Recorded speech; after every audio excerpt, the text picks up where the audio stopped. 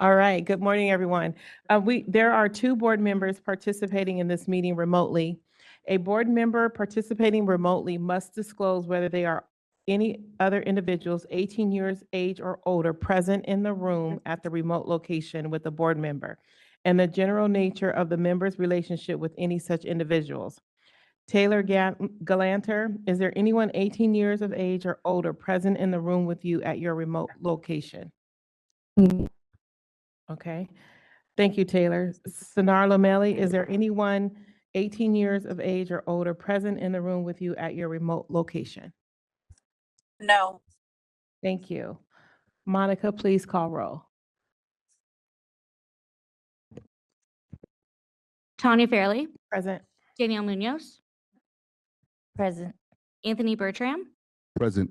Michelle Edgar, absent. Megan Ellis, Present. Taylor Galanter, Present. Dr. Yolanda Jimenez, absent. Sonar Lomeli, Present. Tamika Miller, Present. Hallie Mayfam, Present. Steve Weeks. We have a quorum. Thank you, Monica. First, I want to welcome Taylor Galanter to the board. She is joining the board as our establishment licensee representative and also holds a cosmetology and barber license. And we are so excited to have you. She is joining us through WebEx today. I also want to welcome our new legal counsel, Tara Welch. Tara is coming to us with 10 years of experience at DCA, and we are also happy to have her now joining our team. Thank you to everyone joining us in person and to those listening online. Please note that public comments will be limited to 3 minutes, and the board will not be able to respond to any comments. At this time, we're going to go ahead and move on to agenda item number 2, report and update from DCA. I would like to welcome Lucia Saldivar, Deputy Director of Board Bureau Relations, as she will be providing the update for today's meeting. I didn't butcher your name, did I?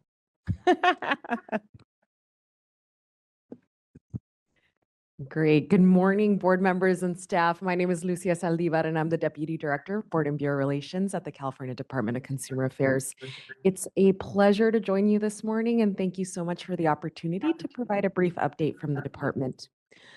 Firstly, on May 12th of this year, Governor Newsom announced the appointment of Rohit Chopra as Secretary of California's new Business and Consumer Services Agency, which officially launched on July 1st of this year.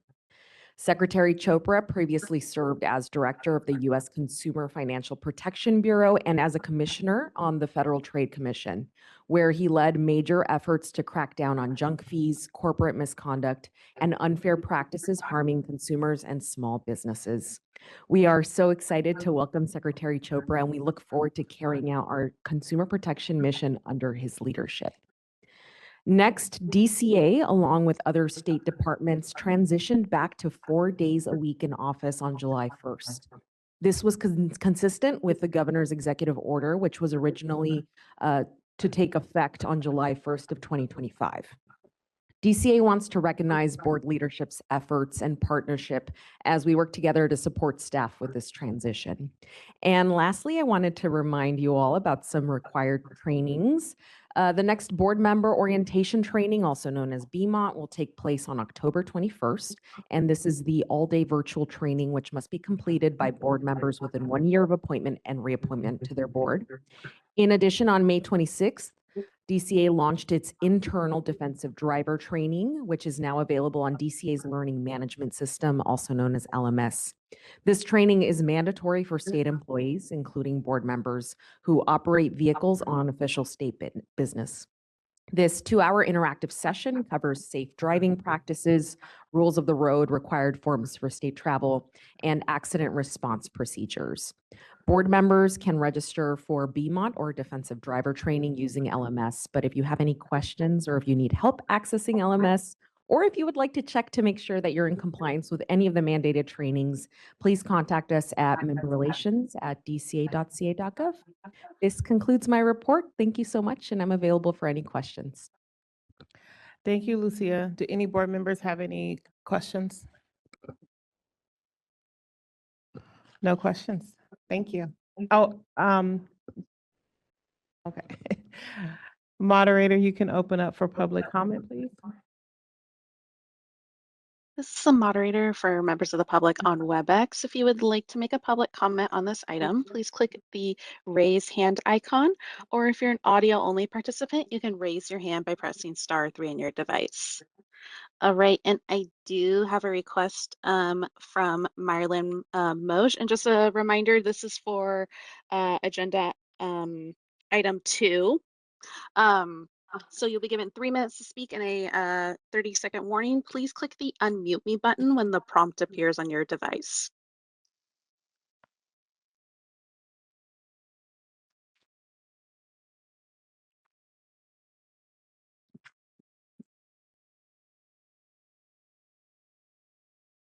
And Marilyn, if you wish to... Hi.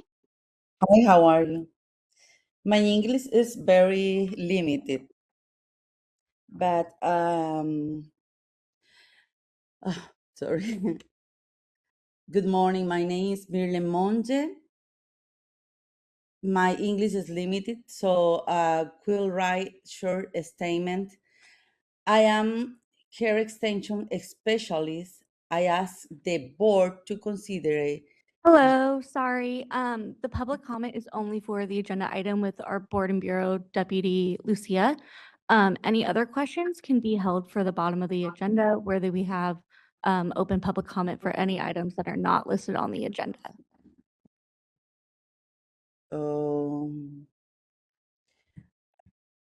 again.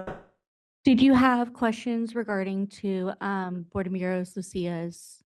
No questions? Okay, so we're going to go ahead and hold your public comment and continue moving forward, moderator, and you can do your public comment at the end of the agenda items. This is the moderator. It appears there are no further requests for public comment on agenda item 2. Thank you. Moving on to agenda item number 3, review and approval of the May 18th board meeting minutes. Can I have a motion to approve the May 18th board meeting minutes? This is Tara Welch, Board Counsel. I believe there are a couple revisions that need to be made to the meeting minutes. So I guess what I'm asking is maybe consider the proposed revisions first and then consider approving the meeting minutes as revised today. I'm looking at page 2. This is agenda item 3. Item 7 on the page, the roll call vote indicated that the motion was approved and carried on a vote of 10. There were only 7 board members present for that meeting, so 10 should be revised to 7. I have the same comment on page 3. Item 11, roll call vote, change 10 yes to 7. Oh, also back to page 2, item 8, roll call vote, change 10 to 7. That's it. So just 3 proposed revisions to change the roll call vote from 10 to 7. This is Board Member Callie Mae Pham. I move to approve the revised minutes of the May 18th, 2026 meeting. I need a second. Board Member Ellis seconded. Thank you.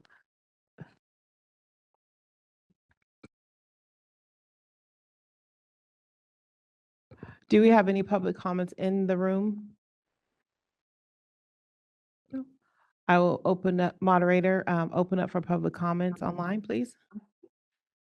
This is the moderator for members of the public on WebEx. If you would like to make a public comment for agenda item 3, please click the raise hand icon, or if you're an audio only participant, you can raise your hand by pressing *3 on your device.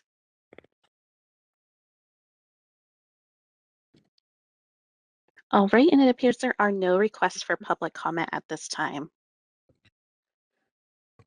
Thank you. Monica, will you please call a vote? Tanya Fairley, Yes. Daniel Munoz, Yes. Anthony Bertram, Yes. Megan Ellis, Yes. Taylor Galanter, Yes. Sonar Lamelli, Yes. Tamika Miller, Yes. Callie Mae Pham, Yes. Steve Weeks. Motion passes. Thank you, Monica. Moving on to agenda item number 4, I would like to welcome Lisa Lee, owner of Haas Lee Academy, and Nicole Del Castillo, Director of Education of Haas Lee Academy, who will present on new federal Department of Education rules regarding accountability in higher education and access through demand-driven workforce Pell, student tuition and transparency system, and earning accountability.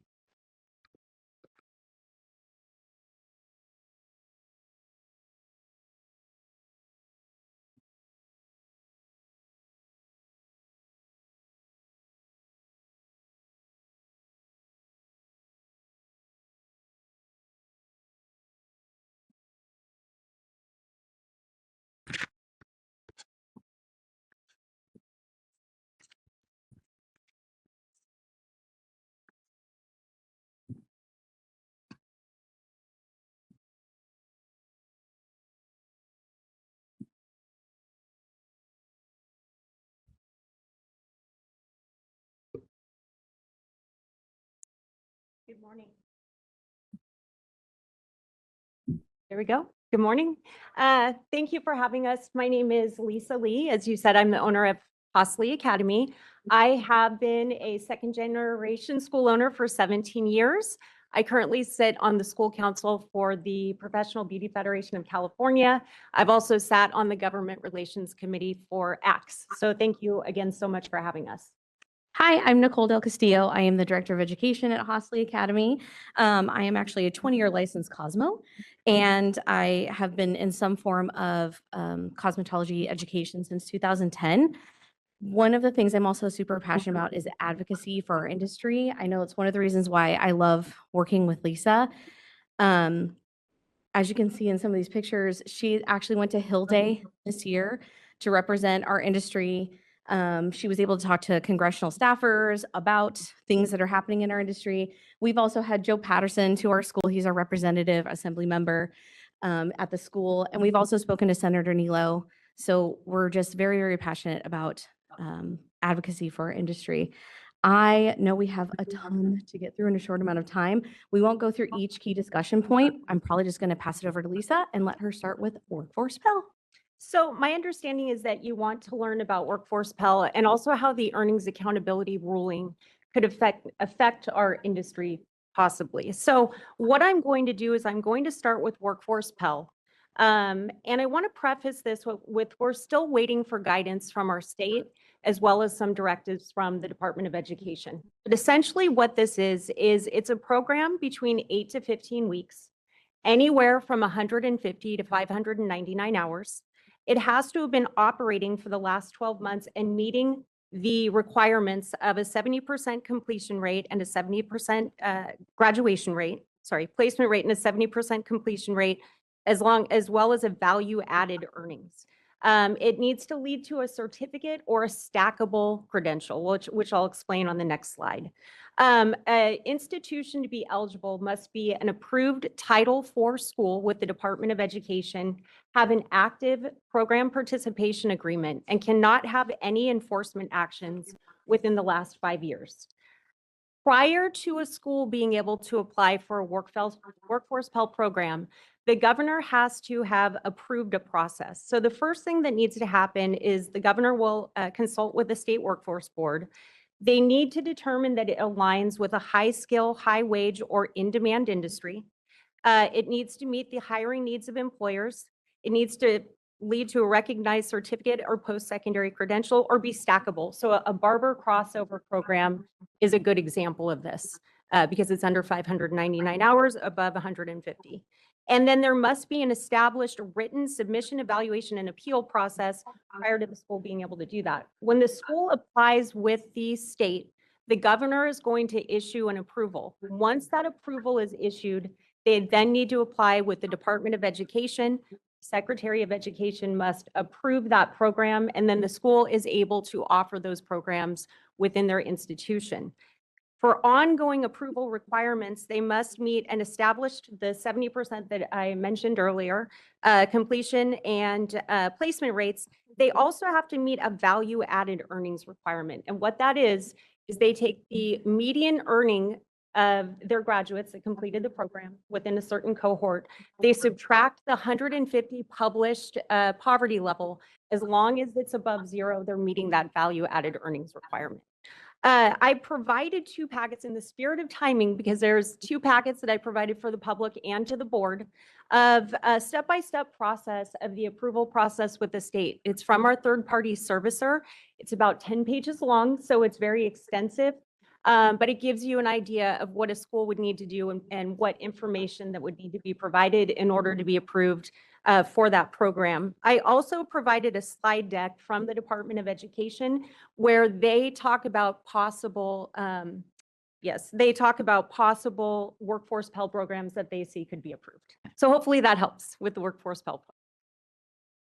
Awesome.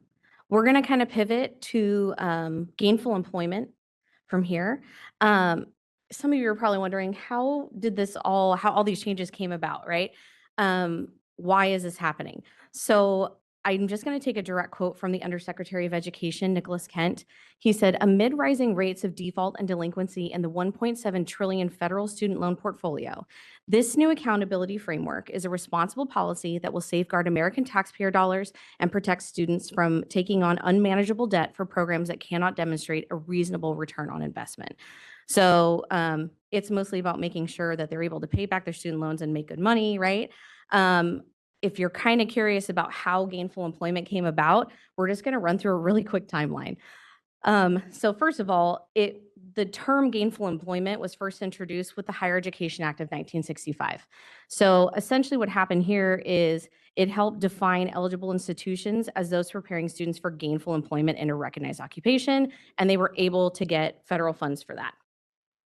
Then the first actual regulations for this program that were put through in 2009 under the Obama administration, authorized by the Department of Education to set standards for programs leading to gainful employment, and then they implemented this effective July 1st of 2012.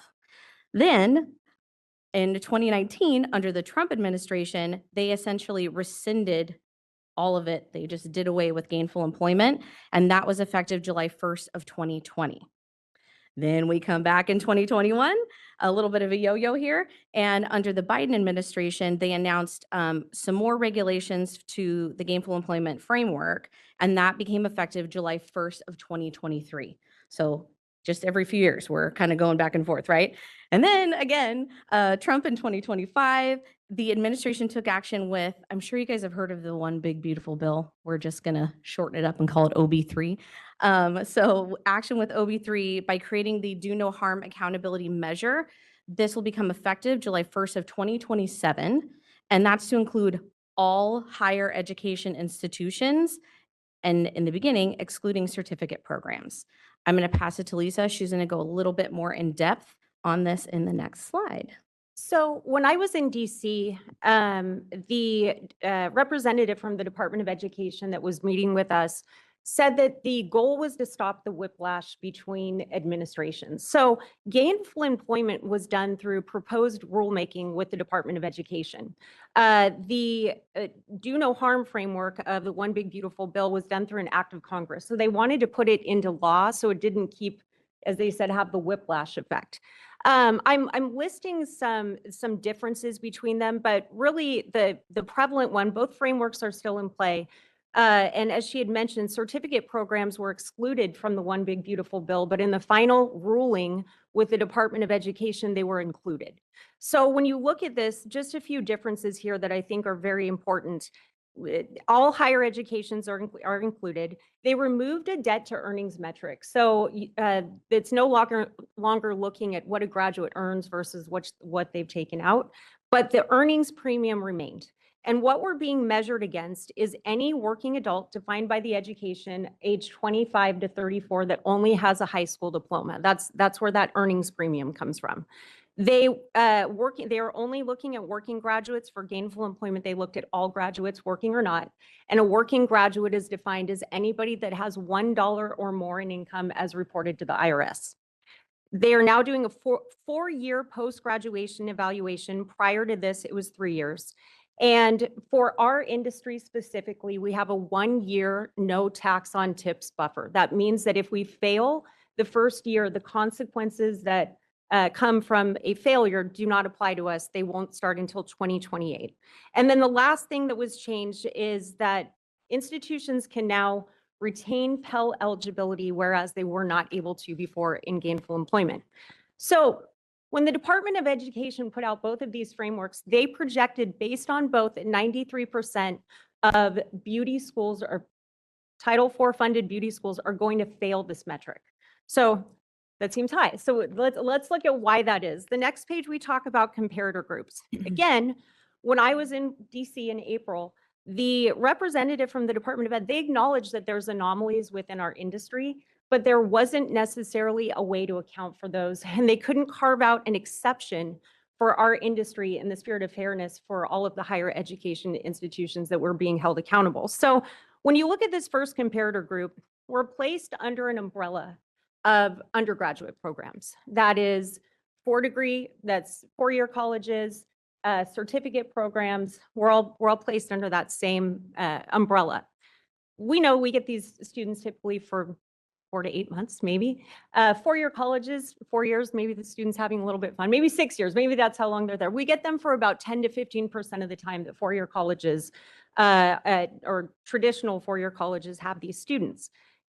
Additionally, and I think it's something very important to mention, is once a bachelor's degree is attained, Pell Grant eligibility is lost. So that alone to me signifies the advancement of education with a 4-year degree versus a certificate.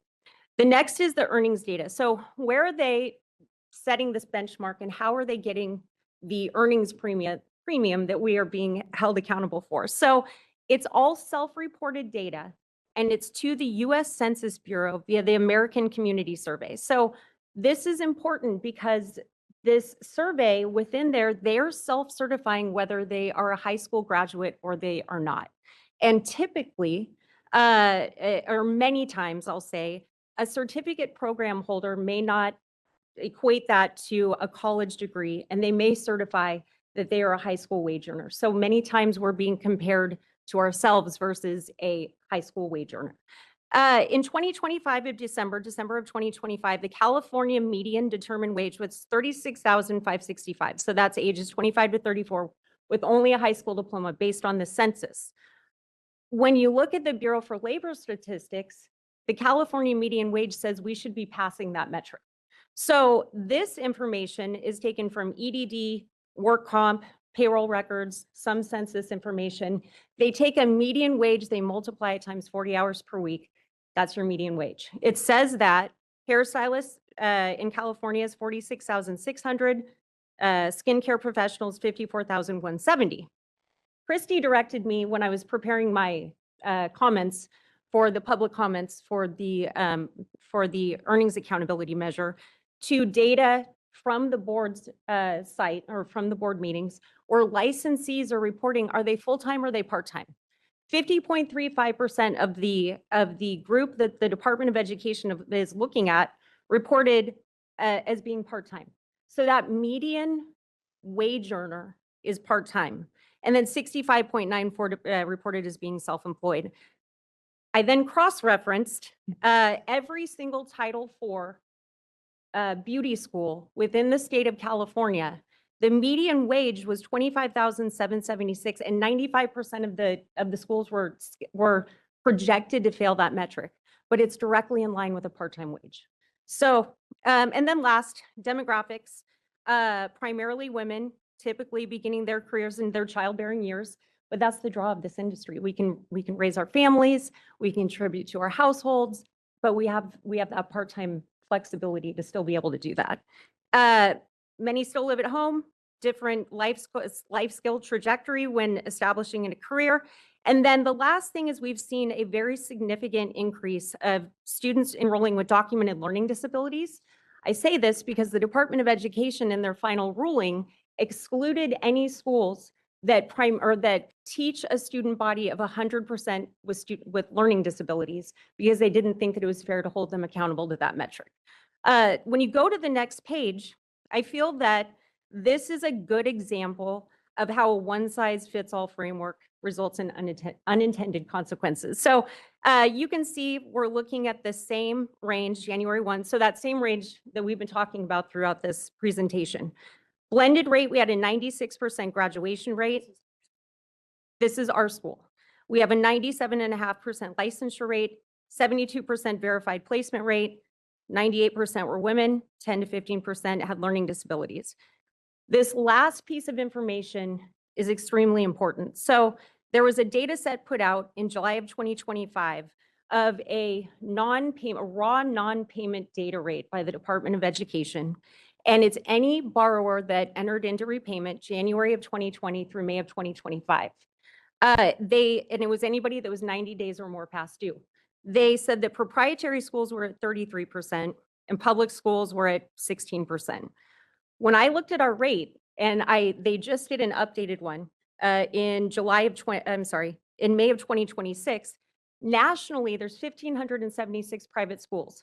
We had a better rate than 1,331 schools. So we were sitting at the top 15% of students paying their loans back. But then that earnings indicator came in and we're projected to fail it. We were at 26,851, which is, again, in line with part-time employment. So I think that it's helpful for you to be able to see how a school that's trying to do the right thing could fail that metric. Mm-hmm. Last, consequences of failures for the school. So failure number 1, you must issue warnings to your students. It needs to be posted on your website. It's going to be posted with the Department of Education. And then there's a cool-off period for anybody that's enrolling. They have to sign the warning, and then they have to take time to cool off to see if they still want to enroll. At that point, a school can choose to opt out of direct loans for the next 5 years to preserve their Pell Grant eligibility, or they can run the risk of losing it if they continue to fail. So the next failure number 2, and this is if any in 2 of 3 consecutive years. So it doesn't matter. It can be you pass or you fail, pass, fail, then you lose your direct loans, and you lose them for a minimum of 3 years. They cannot be reinstated until you pass that earnings premium two times again. And then if you have back-to-back failures 3 times in a row, the Department of Education will place you on administrative capability. You lose direct loans and Pell Grants to the program. If 50% or more of your graduates come from a failing program, which with our business models, beauty schools, we all fall under a certain zip code, which is an educational classification for each type of program, then we would lose access for all of our programs. So hopefully a lot of information. Yes. And it would be, that's indefinitely. I'm going to pass it to Nicole. She's just going to talk about consequences that could potentially happen in California. So the things that we were thinking about as we're making this presentation, as we learned all this information, absorbing all that, one of the things that concerned me the most is for industry in California in general, the workforce pipeline that is significantly reduced if that many schools close.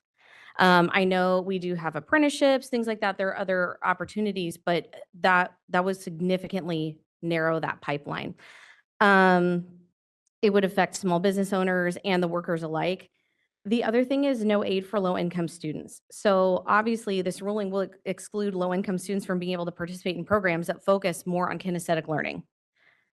Some of us, me included, I tried to go the 4-year route. I was a kinesthetic learner. I can do book work, no problem, but I knew that I wanted to work directly with people and that I work better with my hands. So for me, cosmetology school wasn't something that was on my radar, but once I found it, clearly I've been in the industry ever since, right? Not everybody is cut out for a traditional 4-year university route. And for people like us that learn possibly a little differently than others, we now don't have options for Pell Grant or federal aid to take these programs. We would have to pay out of pocket. Salons carry the burden of education. When schools close, who's going to carry the burden of education, the financial burden of that? So can small businesses afford to pay interns and apprentices while they learn? Many small salons are already struggling to, I'm being honest, since the lowering of hours, they're already struggling. We teach as much as we possibly can in 1,000 hours. Those of you that are licensed in this industry understand it's a very intense program at 1,000 hours for cosmetology. So it's very condensed. In order to take on that and help them learn more, it has been a financial burden on salon owners. We've gotten feedback on that. So those were the three top concerns that we had for the industry in California, how this is going to affect the pipeline and small businesses. What can we do? What are some things we can do? Couple of ideas Lisa and I had. Possibly the board, again, we would love to work with you on this, share ideas, but possibly creating a no tax on tips workshop to help people in the industry understand how claiming more could be more helpful, boost up their earnings potential. Also, maybe an outreach program of some sort that could teach creatives how to be more fiscally capable and responsible, knowing how to report, knowing how taxes work, making sure we're really tracking our business and maximizing our earning potential, and actually how to do that. And then support and advocate for the compact license. Obviously, it's going to be beneficial if anybody wants to work out of state. If I become licensed in California and then I decide I want to move to Utah, Utah's got 2,200 hours, I believe, still. And that would require me, if any of the schools out there are not able to offer me federal financial aid to take their program because of these changes, then I would have to move to another state and then have to pay additionally in another school out of pocket, even though I've already paid to go to school, in order just to qualify in another state. So I believe that the compact license will be a huge key factor in relieving financial stress on people that are just wanting to stay in the industry and move to other states. At this point, we would love to open it up for some Q&A if you guys have some questions. Thank you, Lisa and Nicole, for that very informative presentation. My name's Tanya Fairley, and I am not only a licensee, but a salon owner, and I train apprentices all the time. And something that caught my attention that I wanted to get a little bit of clarity on, because as you know, I would almost venture to say probably 80% of people in our industry are cash reporting, are self-employed. So how would we, to me, because reading this and listening to it as they have been talking about it, I think that's one of the biggest issues is the non-reporting of the income. Yes. And so because the no tax on tips, that would basically mean that they're working for someone, or the reporting would have to change. So how would you encourage a licensee? I mean, I'm a full staff, but I know so many salon owners who only do booth rental or, space rental. Everybody has their own business license. And so again, there's the cash component. So what would you recommend in that space? Because the reporting is the issue. I think overall, if we all just take the emotion out of they're taking away federal funding. Yes. I mean, and I'm a realist, so I can look at it both ways. I would take it away too if it's not being utilized and they're not getting the data that they are looking for. Yeah. So we had a tax workshop when this all came out.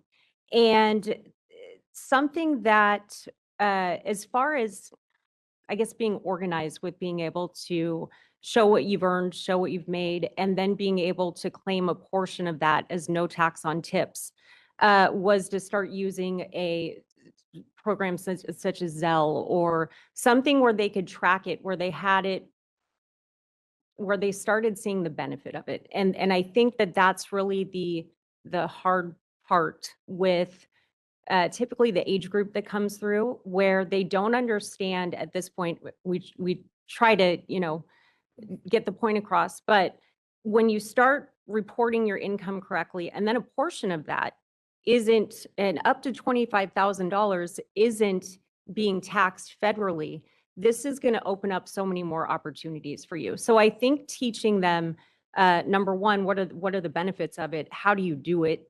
And then being able to show them how to actually do that on their tax returns, or like I said, do tax workshops for them where they come in and we actually have a tax professional there for them. They then start to see the benefits of it when they're able to rent a suite on their own, when they're able to go buy a car, when they're able to, qualify for a house. So I think it's more changing the mindset and having them understand the benefits of it, where they can actually see the fruits of what they've done, is probably going to be the main way to go about it. It's great when you have cash in your purse and you can, go buy stuff as you want, go buy clothes, but it's not going to get you to a point that as you grow into an adult, different expenses that come up. So that's kind of my thought process on it. I don't know if you've noticed too, as a salon owner, we still do get cash tips, but that's slowly starting to fade too. A lot of people are putting tips on cards. It's able to be electronically tracked. So while we are a tip-based industry, people are still putting those tips on cards and it can be tracked. That's going to be taxable, right? So even just explaining too, as we are progressing towards a more digital age, and we have less and less of the cash tips, how to report those correctly, making sure that we're reporting it, obviously, so we don't get in trouble. And it shows additional income. I think just to touch on it, when I'm actually teaching our students about the importance of reporting their tip income, she touched on it, but I can see the light bulb turn on for them when I go, look, they're going to, depending on your lifestyle, there's going to be benefits to claiming your tips. And then, if you just want to pay cash for everything, on you. Save up that 80K, buy a piece of property, do whatever you want with it, right? But for the majority of us, we're going to be trying to not just save up cash, but we actually need to be able to apply for mortgages, apply for car loans, participate in that system because we don't have that much cash floating around. So when you actually report that income, it helps you get those mortgages. It helps you get those car loans. It helps you get the things that you want in life. And it's like when I see their 18, 19, 20-year-old brains go, oh, it's just explaining it to them in that way that you can totally choose to pay with cash. But when you actually report that income on paper, you're eligible for so much more. And so just doing a very common sense training with people, and I think just presenting it in that way, I can see the light bulbs go on in their faces and their eyes when I explain it that way. Let me also ask another question, because this is very informative. Have you thought about getting more schools together and presenting this to schools? Because the people that are already being counted in this is already out of schools. Yep. Right. So we got to start in two places, right? But I think that you taking the time to break it down and to get people to understand. I've been doing this a long time, and one of the things that we do, I'm a tax preparer, I have my own business, and I have a nonprofit that teaches tax education. So we go into the schools. But one of the things that I realize is that if the education isn't set at the foundation, it's taught way too late. Yeah. So I think this is something good. Anybody else have anything? I have a question. Have you been to Post-Secondary Education Board and made this present? It's a great presentation on Pell Grants. I applaud your knowledge in this area. The only thing is, most of it doesn't apply to this board or in areas that we can really work under. But certainly we can help direct you to maybe other areas where they would truly benefit and apply this knowledge, right? They have the ability to apply the knowledge. But a lot of it is not us, but it's good. It's good. Thank you. Thank you. Yeah, any ears we can get into, we're about that. Ye- We just want to ye- get the I information have a out and help question with it. on the tips. Yeah. So when you say that you're trying to propose like less of a tax on tips, is that for unqualified tip amounts, or is it still the 25,000 qualified tips that aren't federally taxed? So this Like was enough. So this was enacted with the One Big Beautiful Bill. There's a no tax on tips, and it becomes Yeah. effective 2026. They stated that up to $25,000 can be tax-free federally. Yeah. I think it a- was 2025, actually. It's already, at 2025. least We on do it- our end. We Yeah, are we do ready it to this year. qualify So versus everyone filing for unqualified tips. 2025 gets it on their 2026 tax return. Yes. Yes. I'm sorry. So maybe I misunderstood your question.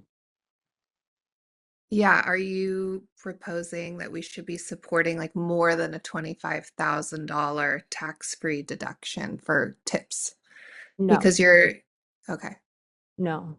I think that we have to, and as Tanya and Nicole both said, we have to make sure that the industry is fairly and accurately representing themselves.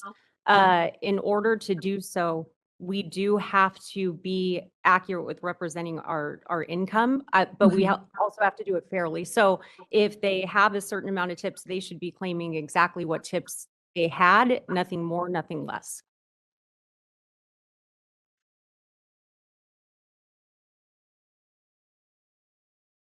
Can you hear me? Yes. Yeah, I guess from my perspective, it seems like the focus is on educating individual licensees versus maybe things that have a greater multiplier effect, like establishment owners, or like you said, going directly to the schools.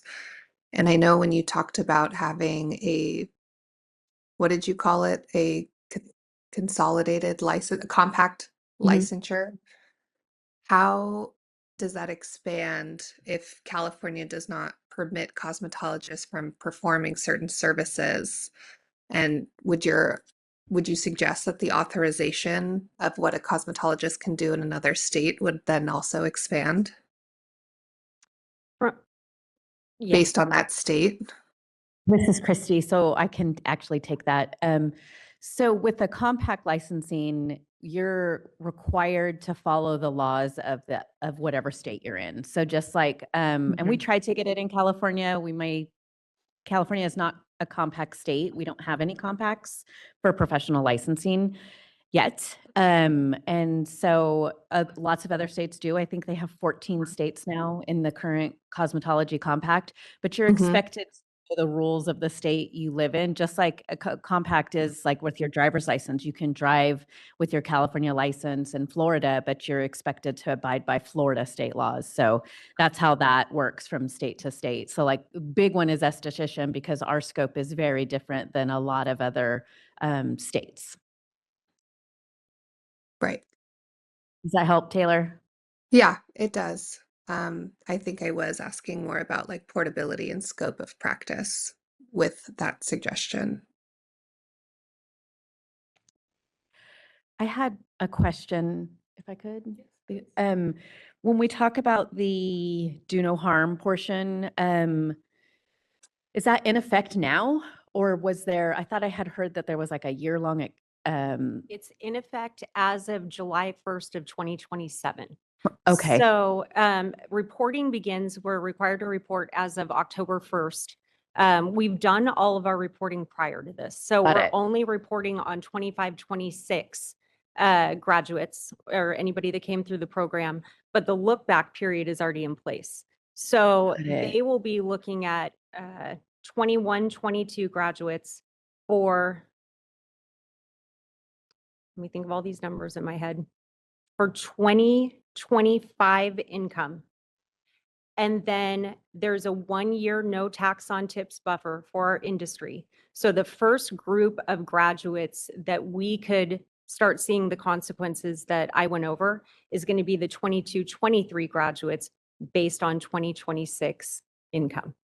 And then reporting every year thereafter is July 1st of every year. So we're already a little behind. That's okay. Any other questions? No, this is very important, like information that it's been circulating. So I do appreciate it, especially as an industry member too. So anybody have any other questions? No. Do we have any more? Do we have any questions from our board members online? No, everybody's shaking their head. No. Okay. All right. So I will now open up to any public comment in the room. Any questions? Okay. On this item that we're talking about right now. Okay. You want, Okay.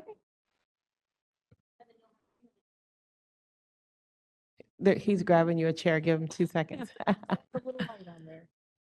you go. Hello, so my name is David Arias, and I'm a returning citizen from. You can take this. Thank you. So my name is David Arias, and I apologize. Yes. Yes. So my name is David Arias, and I'm a returning citizen from an incarceration of 11 years. Like just like her, I fell in love with the barbering, and I was an assigned barber in prison. And each prison that I used to go to, I was known like, oh, that's the barber, that's David. Anyway, so what I come to now is like, well, when I come back out, it's like, well, what do I do? Because I'm not licensed, and for me to get into a program and stuff like that is hard. Like I spent 11 years in prison cutting hair and stuff, and now when I come out, it's like I don't have nothing, right? So what's your question? I'm sorry, because you only got 3 minutes. Yes, and so my question will be, so what about like people like me? Because I know they're concerned like some people out here. So what about people like me that we don't? So if it's hard for some people out here to get the license, what about like people coming from an incarceration after so many years? Is there anything available for us? And I'm sorry if I'm taking you guys' time right here. It's just my first time. I mean, I could just move. I could go back. So what I will suggest to you is, because this agenda item is specific on the grants and you're asking what's there for you, if you want to stick around afterwards, then we can have a conversation. Okay, I apologize. No worries. Thank you so much.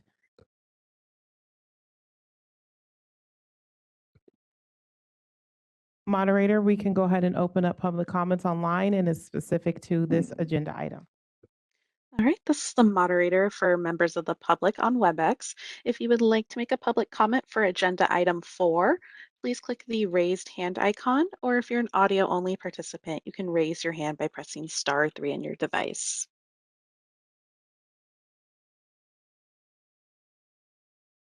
All right, and it appears there are no requests for public comment at this time.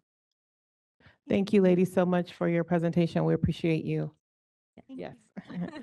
Okay, moving on to agenda item number 5, our executive management reports. I will turn the meeting over to Christy. Right, thank you.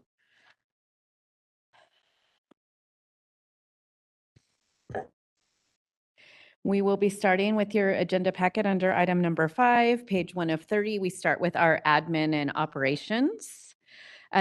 We implemented the governor's executive order by returning to the office. So as of July 1, our staff is 4 days in the office and 1 day telecommuting. And I have to give a big shout out to our staff and most of our management team, which is straight out in front of you, they've done a fabulous job. You know, they weren't completely thrilled, but they have done an amazing job at being such a good teamwork. We listed some of our staff training that we've done. We'll just keep going onto page number 2. This is our budget. It's almost was the end of our fiscal year. We almost made it.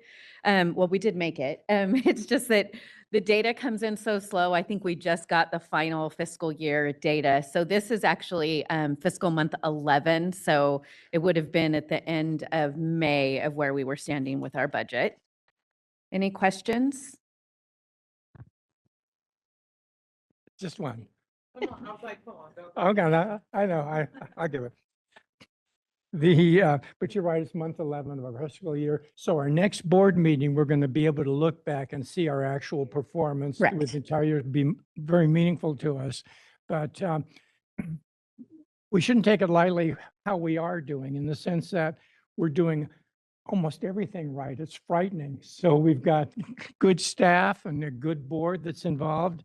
But I mean, we're self-financing. We're giving back to the general fund. We're working with our allocation, and allocation isn't difficult. We have 20 months of working capital already in the reserve. We come down strong on health and safety issues. Licensees increasing every year, charging fair licensing fees. We process applications quickly, same day answer on public emails. And we're even tracking some subsidiary problems affecting our licensees with apprenticeship and trade schools. So we had a lot on our plate this year, and I think we probably rode through that pretty well. So everyone's to pat themselves on the back on that. I have a question for the board. One of these numbers, while I can see that operationally we're celebrating how well it's doing, all these candidates are failing at a much higher rate. And I wonder if they're temporarily just adjusting to maybe what you would say is a better exam, or if this new exam is actually creating unintended barriers for licensure. So we'll get to the exam pass rates in just a second, and I'll have a little bit more information on that as well. Got it. Okay, so moving on, obviously page 2 and 3 are our budgets. Starting with page 4 is our licensing. Most importantly, we have a big 0 in our current number of vacant positions. I do want to, we have a couple very exciting things in licensing happening. We started taking our own phone calls. We also are always looking for cost savings. And so we mentioned at the last meeting, but in July 1, we started no longer absorbing the credit card fee for individuals that pay with credit card. We had just absorbed it for so many years. I think we were the only board left that was absorbing it. So that's going to be, considerable savings as well coming forward in the future year. If you look at page 5, we have 4 staff that are taking phone calls and answering emails. Well, I shouldn't say that. We have 4 staff mainly dedicated to that process, but everybody takes phone calls. We average about 961 a year. I'm sorry, a week. And so it was a very rough transition. I would like to comment to Alex and Angela, who are in the back, and they are our licensing managers who have navigated through this very rough time. Staff were used to not taking any phone calls, and then we have a phone system that had to take a lot of tweaks, and they've done a great job, and our licensing staff has done just phenomenal work keeping up with the workload as well as taking all these phone calls ourselves. That's going to save us money because normally we pay the department to no offense to the department, we love you. But we won't have to pay the DCA as much for taking our phone calls that created more emails. So with our staff being able to take those calls, we're able to help them quicker. And then the emails, we're still lots of data, we're still tweaking and looking at, and our phone system isn't where we want it to get the data yet, but we're hoping to show that is the balance. We'll hopefully get less emails because we're answering those calls and we're able to help them as opposed to the Consumer Information Center who had to transfer them to us. All right, so we'll move into page 6. This is our applications received. We received a total, and we do have a full fiscal year for this. So we've received 58,999 applications in fiscal year 25-26. And then we'll get into the the written exam results. So yes, our exam rates continue to be lower than what we would like to see. And so for any of the new members that are joining us today, we report our exam results in a number of different ways. So one, on page 7, we report them by license type, by language. And so this is just wherever individuals came from, this is how we report the pass rate. So if you look at barber, those numbers could be people that came from California schools. They could be people that came from the apprenticeship program. They could be people that came from out of country schools or even out of state schools. So there's many different pathways to get to the examination. So you can see that our barber overall pass rate is 55%. It's pretty common for our barber pass rates. Our cosmetologist is 60%, which is a little low. Our esthetician is 63, and our manicurist is 60, with our electrologist at 67 and our hairstylist at 65. So in the middle of page 8, you'll see we start breaking it down by the educational background because we wanted to see like who's doing good and who's doing not so good. So we start off with our apprenticeship program. And our apprenticeship program, which these numbers are actually a little better than they have been in the past. But the apprenticeship program is, we only have that for barber, cosmo, and electrologist. And so we have a pass rate of 42% overall, no matter what language they took that test in. You can see our re-exam test takers have a really low pass rate. And it is often that we see when they don't pass on the first time for whatever reason, they continue to not pass. And there's no limit to how many times you could take the exam. You can, and it's quick. It's, within days sometimes that you can get your re-exam back in. So it just depends on the individual's processing of when they apply for a re-exam, they can just keep taking that exam until they pass. So keeping that in mind as well. So basically in the bottom there of page 8 shows our written exam results for out of country. So the out of country applicants prove to us that they have matching curriculum. So they've proven that wherever they've gone to school in a different country, their curriculum that they took in that school is equivalent to the curriculum that's required by our state boards. So this is very common that out-of-country applicants, no matter what exam we've ever given, is running at a low pass rate.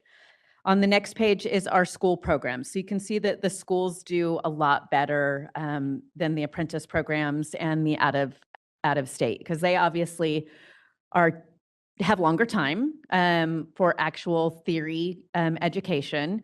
And so we did implement a new exam a couple of months ago. And so I would hope to see these numbers come up from our school program, because we did a lot of education to the schools on what the new exam entails. Keeping in mind that exams are based on the same textbooks the entire country uses. And there's been no change in textbooks. And then next we have our written exams by language, by educational background. So if you look at that first one, we're talking about barbers and we're talking about the apprentice program. So barbers in the apprentice program average, if they take the exam in English, their pass rate is 42%, and the same for Spanish. And then if you go into the cosmetology, you have Chinese, English is at 51%. It looks like they had only one applicant that took it in Korean and got 100%. And the Spanish, which is it's only 49, but that's a pretty high number for apprentices. There's only 3,000 apprentices in California. That pass rate is 33%. So then you look at the out of country and same thing. Those are very low pass rates for our out of country applicants that are by language. And then on page 11 is the breakdown of our schools. So you can see if at the top we have our barber pass rates, and you have, in English, the barber pass rate is 60%. In Korean, it's 67%. But when we get into Spanish and Vietnamese, it's 53 and 58. So I won't read every single pass rate to you, but it's important to look when we have the pass rate for cosmetology and you say it's 60%, it's all these different factors that come into it. And yes, I agree. I think the pass rate needs to be higher, but that goes to the schools. And we have no authority over quality of education, which we had looked at, for Sunset.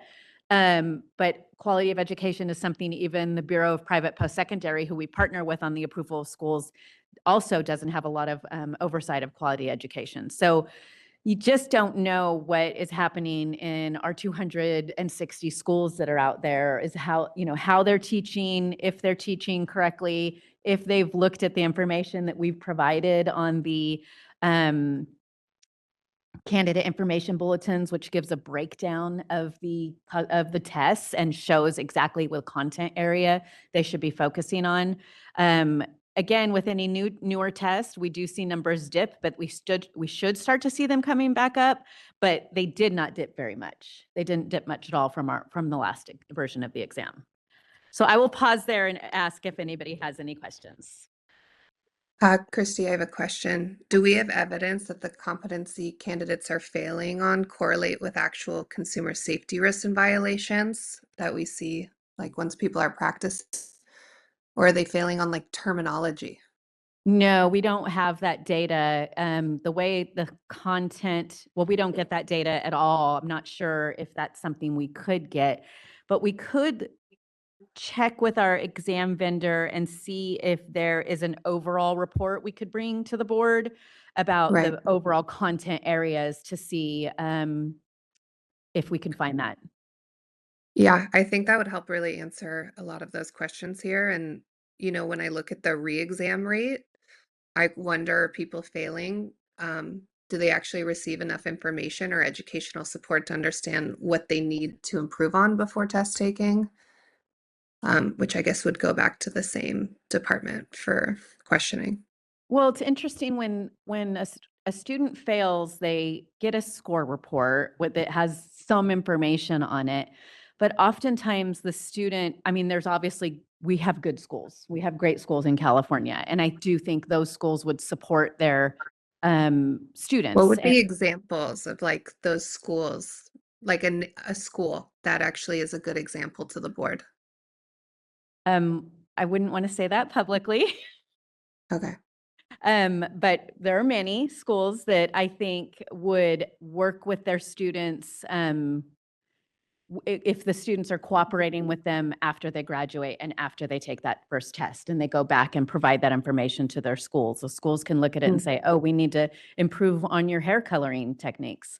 But there's also students that graduate and don't take the test for some months, and that impacts their pass rate, and then don't have any more contact with their schools. So like one example, the school that presented to us today, they're obviously an accredited school. We have around 260 schools and only about 50% are accredited. The rest are cash only schools. So well, when you it just say that depends. it's like the length of time potentially between the tests, we have like a 4-month or a 4-week like retesting. Now, processing. retesting is almost immediate if Okay. the student wants it to be. That's the student's choice. They're the ones who they apply for a re-exam, and then when it gets approved, they schedule their own date and location. So, and usually people can get in very quickly to the exam. So it just depends on if the student wants to go right back in and test, or if they decide they want to wait for whatever reason. Now, while we don't have the ability to regulate the school's curriculum and have our finger in the schools, is there any way for us to regulate their exam results? No. At the very least? We do approve their curriculum, but it's approved based on what's set in the law. So it's pretty set in the law. You have to do, a certain number of hours for health and safety. But there is no setting for any type of pass rates. There are for accredited schools. An accredited school has to maintain a pass rate from their accreditor, which we don't. We track accredited schools based on just our own information. That's not even something in our process. We don't ask a school if they're accredited. The Bureau of Private Post-Secondary does, as does NACAS is one of the largest accreditors of cosmetology programs. So if they're accredited, they have to maintain, I want to say, a 70% pass rate. But we don't have anything to do with that because that's not within our jurisdiction. Got it. Any other questions before Yes. I move on? This is Board Member Pham. Christy, could you just give a little more background on the new version of the test? I remember us, obviously, when we gave up the practical, we had a new version. And now, what are we changing from version to version? And then how much notice are people getting about the changes? Because I would think that if this is happening regularly, if I was an applicant, I would be like, I'm going to wait until after new exam goes and then wait this turn after, because if it happens, in a particular regularity, that might, And so I'm curious about that. So exams occupational analysis are usually done every 5 years. That's a requirement. And the PSI does their occupational analysis, and they do their own job analysis to determine what the exam should have on it. And that's a very long psychometric process, right? And so this newly updated exam, which was updated a few months ago, was updated based on the new job analysis. And all it did was change some of the weighting. So it didn't change any content. It changed the weighting. It came out that manicurists, for example, in their review, needed to have a higher weighted area of health and safety. That's not exactly what it was, but that's what it came out. So some of these weighted areas changed a little. It's pretty minimal. And what we did was we sent out multiple notices to schools ahead of time, way ahead of time, several months ahead of time. We also had PSI come in and do a town hall that we invited everyone to from schools. So we did a town hall meeting where we showed the PSI actually gave a full review of the content and why the levels were changing. And then we also had our own internal school town hall where we touched on it again. So when we do those, we invite every school, whoever is on our school's list for getting information. So not only just the school itself, but we have a lot of instructors that are added to the list as well. So everybody gets that information. I can't remember how many people we had show up at the town halls, but it was lower than I would have liked to have seen. But we gave a lot of notice to people to show up at those town halls. Thank you, Christy. So it sounds like this newest version was a result of a lot of data analysis, and it was a big undertaking and is not something that is going to happen yearly per se. No. Like, so not with regular frequency. This is just another change to better adapt, I guess, the test to Right. our, okay. Thank you Right. very much. Yep. Just to add, I can send the PowerPoint presentation that PSI had. It's posted on our website under school information. So that is available to schools currently as well. And I can email that out to the board. Perfect. Okay, we will move on. Just continuing on page 12, it shows that the licenses issued in fiscal year 25-26 was 32,970 new applications were licensed, or new individuals were licensed. 13 of 30 shows our review of licenses issued for the last 5 years. Interesting that it was a little lower in 25-26. We didn't feel like it was lower. We felt, like our volume doesn't dip at all. So we were a little surprised when we ran all that data. But our licensed population, as you see, is 675,967 licensees. All right, and on page 14, 15, and 16, and 17 is our survey that takes place during renewal time that talks about if you're an independent contractor or a full-time practice in California. Unless anybody has any questions on this specifically. Yes, Callie Mae. Yes, Kirsty, just going back to page 14, I'm looking at this chart and I'm wondering if maybe we can, it might be time to edit this survey, just because I look at booth renter and other being like no responses whatsoever, which maybe tells me that it's not describing a thing that either people understand or is like really applies anymore. Because I would imagine that when they see independent contractor and they're probably counting booth renters as something as like similar. And so maybe that doesn't make sense anymore or maybe it can just be adapted to reflect whatever is happening in establishments right now. Fabulous idea. It is set in statute. Oh, it is. Okay. Well, then next sunset, I suppose. Yes, we can always look to try to get a bill carried, next year to try to update that. I would love to do that. Could I maybe touch on this for 1 second? When they talk about booth renters, the reason I know most establishment owners qualify them as independent contractors is because they don't actually give them lease agreements where they own their chair and they own their space. They are just having them pay a portion monthly, treating them as independent contractors, but they will fire them. They do not have them operating as their own businesses in the same way. So I do think taking a deeper analysis of the booth rent model is worth talking about, because I don't think it exists in an expensive state like California, truly. Right. Legally, it's not.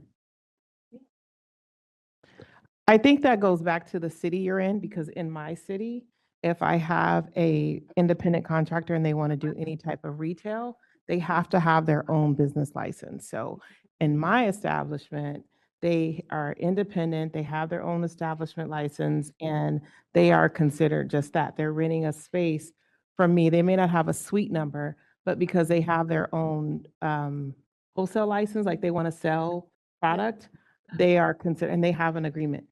They're considered. They're independent. Oh, okay. Yeah. We have done just for this conversation, we've done a lot of research on booth renter. At one point, we proposed to try to do a booth renter certification. We were not successful on that. There are other states that do have something like that, but we would be happy to revisit and bring back information on some of the stuff that has been done, especially in other states. There are other states that recognize booth rental licensure. All right. On page 18 is our DRC statistics. We'll be having DRC tomorrow morning. And it says we have no vacant positions, but unfortunately we do have one, as Melissa Geiger has left us. We were very devastated, but we wish her well. And moving on to page 19 is our enforcement statistics. We have listed on here a number of our complaints received. For this last fiscal year, we received 6,970 complaints. Interesting enough that last year we only received 6,269. So it has, we're receiving more complaints every year. It's been growing every year with the number of complaints. So yeah, at least, this industry is super interesting that a lot of people don't like to complain about their service. They're very protective sometimes, even if they've been harmed greatly. So hopefully consumers are bringing these issues more common to bring it up to us. On page 20 is our breakdown of the complaints received by type, as well as our Attorney General office of how many cases that we refer to the Attorney General for formal discipline and how many cases we currently have on probation. Christie, Yes. can I ask you a quick question? Yes. On default decisions. Mhm. I'm estimating that maybe as board members of the bi-monthly reports we get where we have to vote on, probably 10. Icon? Yeah. Yep, there it is. Yeah, probably 15-20% are default Yes. decisions, which send us nowhere. These are no longer valid appeals. They seem to be slowing up the system and not letting us be effective in staff use of time or board member use of time to vote on these things, which there's really only one way to go on that. Do other boards in the state allow their executive officer to adopt a default decision rather than allowing it to go to the board in full? It would seem to me if staff could pick this off ahead of time, we're all ahead of the game. I don't think so. Tara, do you know? I haven't seen other boards have authorized their executive officer to adopt a default decision on behalf of the board. Typically, you would see that for maybe stipulated surrenders. But yeah, most boards do have to review the default decision packet themselves and issue a vote on it. I will say that when I have to review default decisions, I am really looking closely at it, particularly with respect to how it was served. I've seen a lot of service problems before. So hopefully board councils have reviewed the default decisions before it gets to you, so that, there's legitimately no appeal on file. The respondent has just failed to show up for themselves in the enforcement action. But it's something you could look at. You could either look at revising the regulatory authority that you've given your executive officer. You could, try that first to see if you want to do a rulemaking to authorize adoption of default decisions. Would this operationally make a difference? It would make Monica's life easier. That would be great. We love mail votes.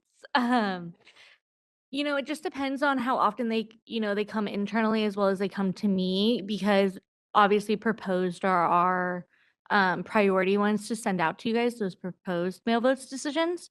But we do have stipulated in default, and it just depends on when they're completed internally and get to me by that point. I do think we have a lot of defaults probably compared to other programs. So maybe now that we have Tara, we can talk about it and maybe there is something we could look at.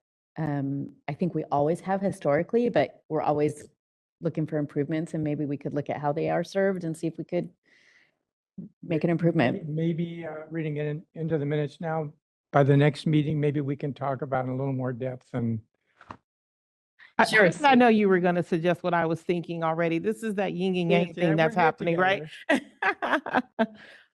No, I totally agree with the question about the defaults because I think the last few sets were quite default heavy. And then I saw the second email come from Monica saying, can you guys, and it was like when I looked at it, it was very interesting that we, I felt like this year for me have seen an increase in defaults than I think in the last, what year are we on? 6? But just in this last, and I think that would probably, one, again, ease up some things for Monica, but also keep it from having to linger and go any further. So that was you're such a good suggestion person, Steve. Thank you, thank you. All right, we will get that on some information coming back at the next meeting.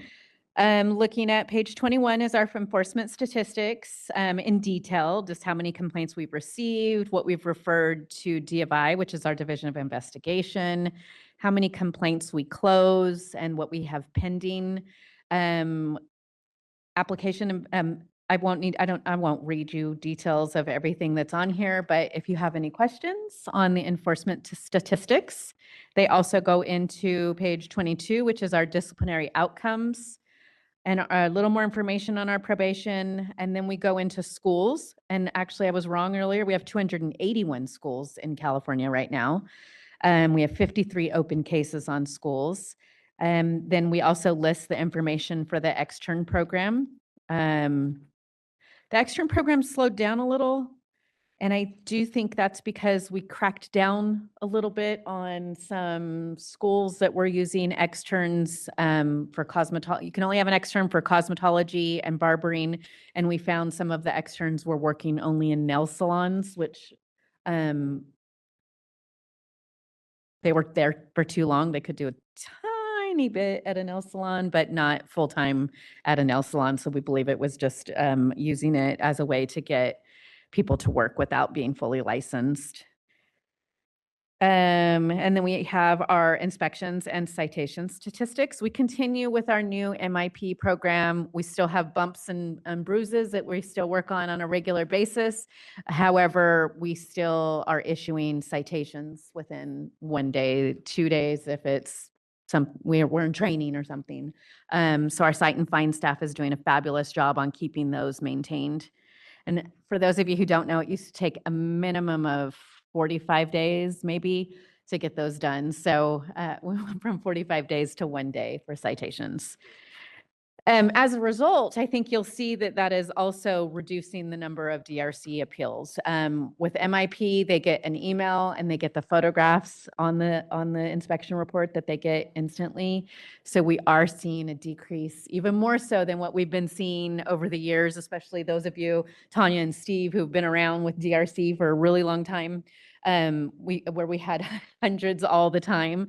I think just that added education that they get when they receive their citation, they're not appealing as often. So Inspectors find it easy to use. Some do, some don't. Yeah. I also find that, and I said this before at a few meetings ago, if you haven't went out with an inspector, it's such an eye opener to experience that because and I can take both of those with DRC and with the being on site with the new program, they get the pictures right away. So at DRC, when they show up to DRC, we would hand them the pictures and it would be the first time, quote unquote, some of them would actually see it. And oftentimes they would sit there and they would say, oh, okay, right? So they probably would not have appealed had they had this information. So Right. it is definitely a big change in the process. It's made a big difference. Are Go ahead, we Taylor. analyzing what the most common establishment violations are? We do. We have those statistics. We don't report them in this packet. We do monitor them because we talk to schools about them a lot. The highest, most common violation, we will put that in our next report for our next board meeting. Yeah. I can tell you it's usually a section 979 of our regulations, which is disinfecting non-electrical tools. So we find brushes that haven't been cleaned or combs that hadn't been cleaned properly. That is the most common violation. That the other ones, unlicensed activity is obviously a huge problem in the industry right now. So we have a lot of citations for that because we can cite for unlicensed activity. But we have a breakdown that we monitor internally, so we can easily provide that at the next meeting. Got it. And are we viewing this purely as like an enforcement issue here, or could it indicate that there's like an education or communication issue with establishment owners? Well, establishment owners don't have to be, it's a couple different things. Establishment owners don't have to have a license, right? So anybody can own an establishment. Exactly. So it depends on the establishment owner's involvement. It also can depend on if the establishment just owns the establishment and has nothing but booth renters within there. So the establishments are responsible for health and safety. So even if we go into a salon and there are 5 booth renters and they have committed violations, the establishment gets cited for that as well. We do have a section of law that says we can look at the first offense, and if it's the first offense for an individual and a first offense for the establishment owner, we won't cite the establishment owner in some cases. But what's interesting is a lot of times it's not the first offense for an establishment owner because we go in, if we find egregious issues, like if there's a consumer harm complaint, we are obviously inspecting more frequently. And so it's going to be first offense, second offense, third offense. I would even say that the pattern of establishment declining in participation of externship programs would only reinforce that more, that they're not licensees, they're not working providers. And that's actually a considerable factor in consumer safety because so much of the burden is put on a very independent workforce. Yes.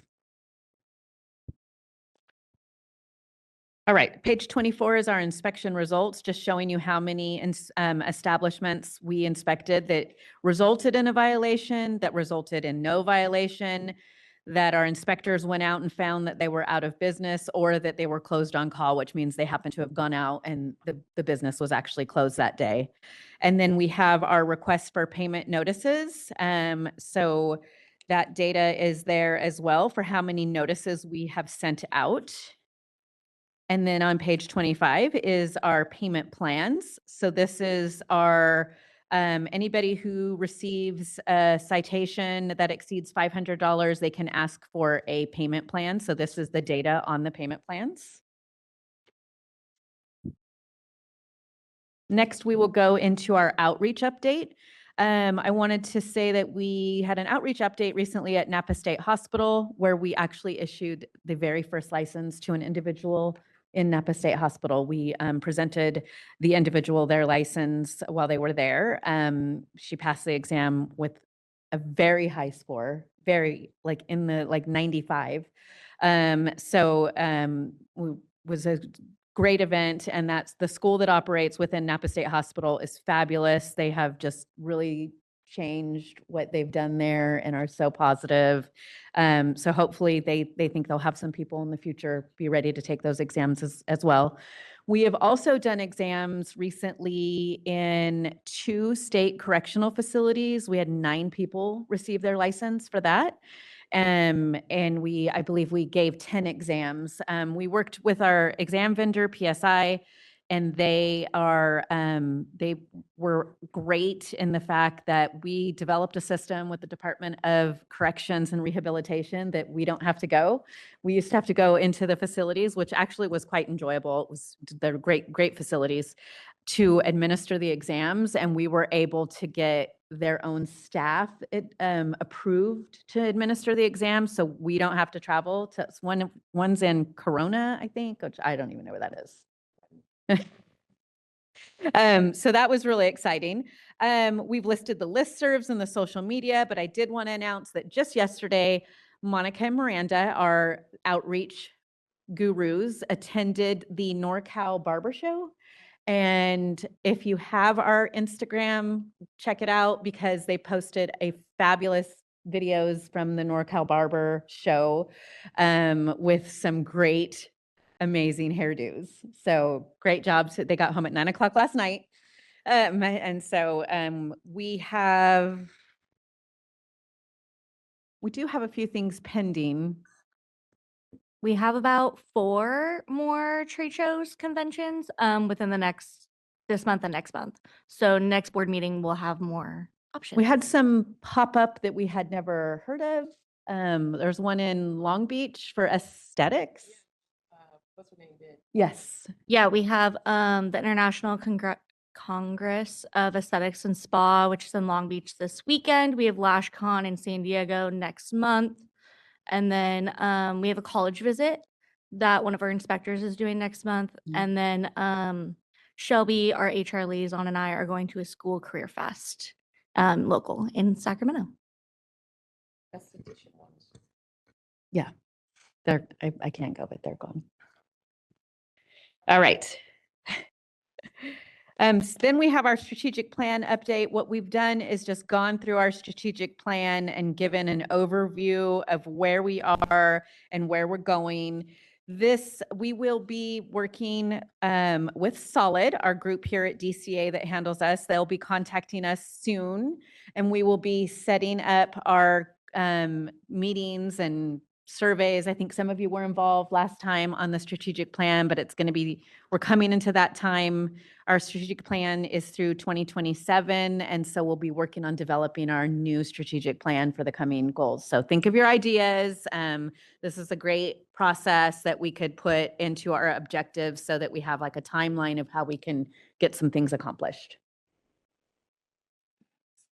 Has the board touched on previously what our actual initiative and agenda is? Because when I synthesize a lot of this data, it feels like our regulatory and economic structures is unintentionally pushing things more to be advantageous towards booth rental suite scenarios, especially when I look at the data of how many salons actually operate with an employee-based scenario.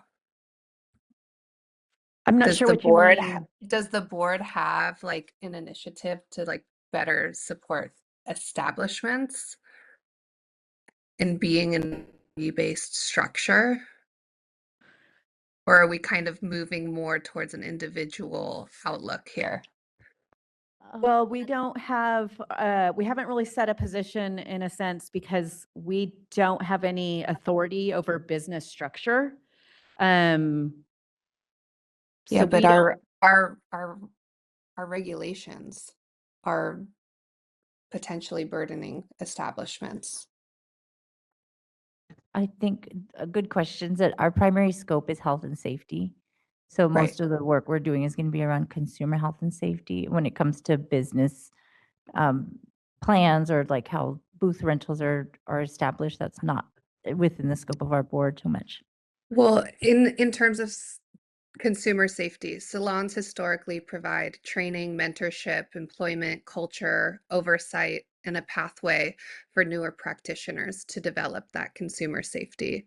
If the economics and regulatory structures increasingly favor simply renting space or independent practitioners, are we maybe losing some of that infrastructure for consumer safety?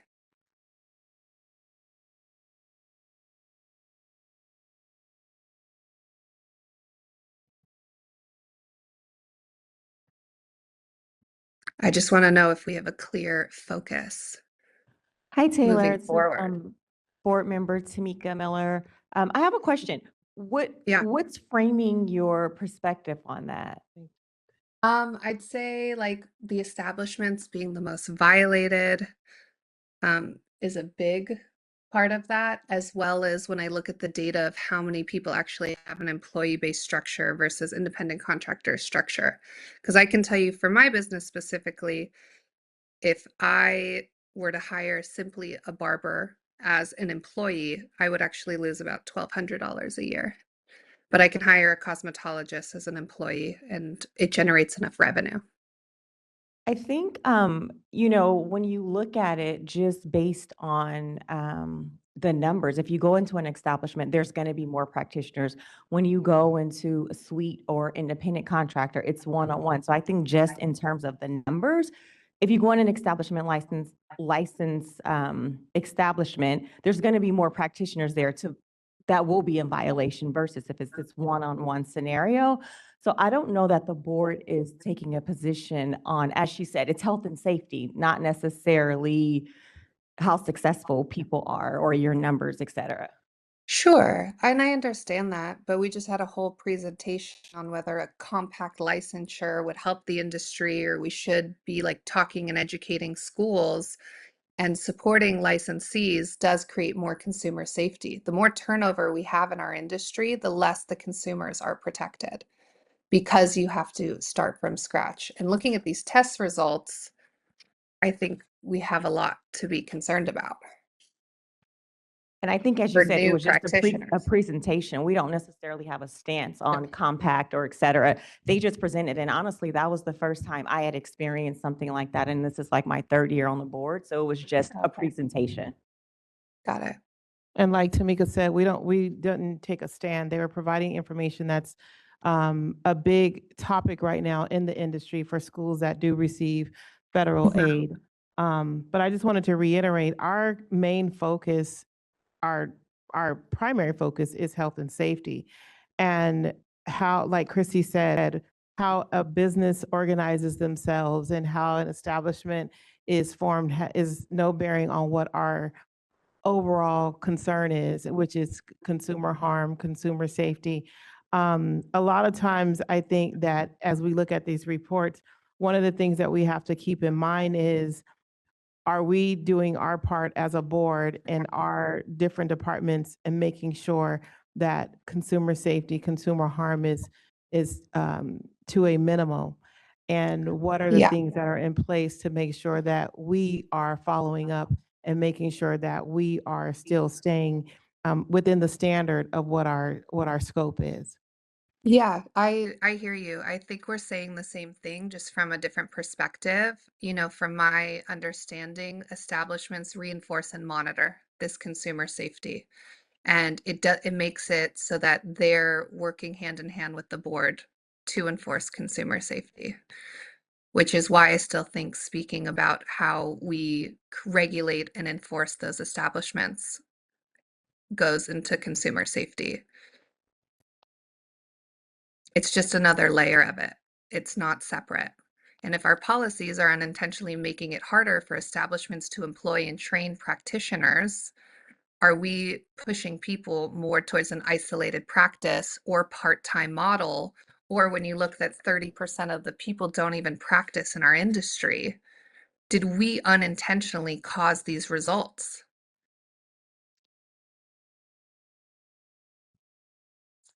I just want to know if we have data comparing health and safety violations across employee-based salons versus the independent rental model and salon Do suites. not. We Okay. don't track in our system employee or employee based. Tara Welch, Board Counsel. I think we've gotten off track of this agenda item, which is just the strategic plan update for 2022, 2027. It sounds like there's some, very substantive conversations to be had, but specifically with establishments. Perhaps that's something to agendize for a future meeting, whether it's with respect to regulations or not, or perhaps it's a conversation to have for your 2028, 2033 strategic plan, but I think we're a little off topic. Okay, that ends my report. They do public comment in the room. Okay, so thank you, Chrissy, so much for that. Do we have any public comment in the room on agenda item number 5? No. Moderator, we open it up to any public comment limited to 3 minutes. This is the moderator for members of the public on WebEx. If you would like to make a public comment on this item, agenda item 5, please click the raise hand icon, or if you're an audio only participant, you can raise your hand by pressing *3 on your device. And I do have a request from Jennifer Erickson. Jennifer, you'll be given 3 minutes to speak and a 30-second warning. Please click the unmute me button when the prompt appears on your device.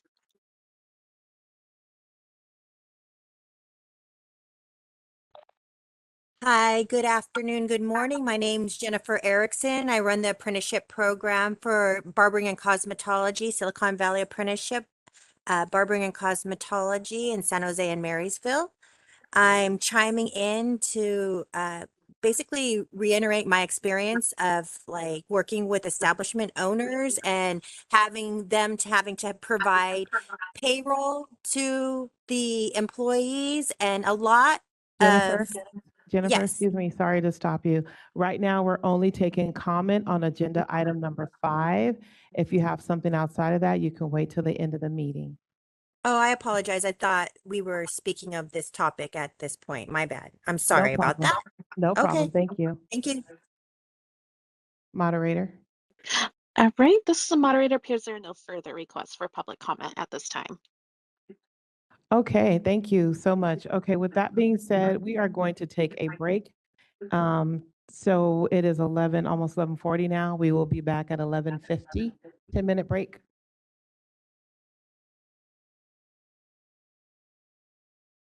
All right. Okay, everyone. Needed that much needed break there. Okay, so moving on to agenda item number 6, update, discussion, and possible action on the 2025-26 legislation. I'm going to turn it back over to Christy. All right. I just want to make sure our virtual members are on. Taylor and Sinar. Yes, I'm here. Okay, great. Thanks. All right. So we are looking at just 2 bills. The first one is AB 2771, which is the Bureau for Private Post-Secondary Sunset Bill. And this is on our watch list because it is changing. They had one provision in their bill that will make it so that you cannot withhold a proof of training, any document from a student if they had outstanding money, tuition due. We had decided just to watch this bill at our last meeting. This bill is moving through the process. I do not recommend any changes on that. I think my question on this bill was, and maybe it's somewhere that I don't, or maybe it's something I just don't understand. What protection is in place for the schools for collecting their tuition besides the POT? I believe, of course, it's not within our wheelhouse, so I don't, but from my understanding is that there is schools have to have processes for collections. I mean, what it's probably going to go down to is litigation trying to collect, which is expensive and lengthy. So if they can automatically just withhold grades, suddenly it's to their great advantage. They've got good leverage over the. But they're taking that away, so that's why, that's the. That basically, catch it's a 22. collection bill. Yeah, They send them to collections. right, but I guess my question and concern and the overall look is they get their proof of training regardless, and if they have not completed, they still contest even if they haven't paid their tuition. If they get a proof of training and can submit their application, yes, because we don't have any idea of tuition. Okay. Thank you. Wouldn't it not be a responsibility to protect the income of the schools? I mean, this is like a big problem in the industry where schools withhold hours of competent training of potential licensees. And shouldn't that be our like mission? We don't have that authority at all. We don't have any laws or regulations that address tuition. I'm not sure if Bureau of Private Post-Secondary regulates tuition at all. Currently, schools can't provide a transcript. They can't withhold a transcript by law. The Bureau does have a law that says you cannot withhold a transcript for a debt, basically. So if that's Bureau of Post-Secondary is all schools. So any school that does not have that issues transcripts, they can't withhold that for lack of payment. So that's between the school and the student. Who would regulate that if they are I don't, withholding because of tuition? the Bureau of Private Post-Secondary. Got it. Okay, and then our next bill is SB 1363. This is our sunset bill. It is moving through the process, but this version that you are looking at today did have some amendments, very minor on 7/126. We clarified that an apprentice must be registered as an apprentice with the Division of Apprenticeship Standards. And we corrected that the apprenticeship standards are approved by the chief of DAS and not the administrator of the apprenticeship. So this was sort of a couple cleanup items, no impact to the language whatsoever. This was something we worked with DAS and they had we called basically their chief the wrong version. And so we're cleaned up that. And then the defining that an apprentice must be registered as an apprentice with the DAS. It's what we require now. They have to actually submit it to us, but we have so much language, as you guys know, about apprenticeship in our sunset bill that this is just helping clarify that, making it crystal clear. Because that was amended, we will want to take a motion on that bill. It's obviously a sunset bill, so it extends our board. If the sunset bill is not passed, we would cease to exist. And so obviously I recommend a support position on that. 1363. Okay, so do I take the motion now? Ask for a motion. Okay, so can I have a motion to support Senate Bill 1363? So moved.